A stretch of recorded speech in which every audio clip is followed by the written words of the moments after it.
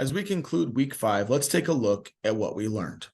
So in week 5, we took a look at special equations, and we started with equations with variables on both sides. And we made special note of how it's important to get the variables together on one side of the equation first.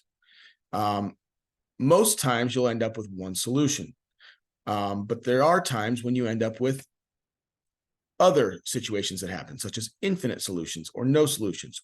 That's why it's important to get the variable by itself first, because if the variable cancels, you're going to be left with one of those two situations. And it depends on the remaining numbers. If the remaining numbers are equal, you have infinite solutions. If they're not equal, you have no solutions. In lesson 2, we took a look at literal equations.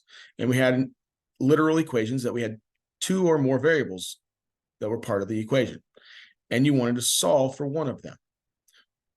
Okay? And we used the properties of equality to do that. We also use literal equations to rewrite formulas.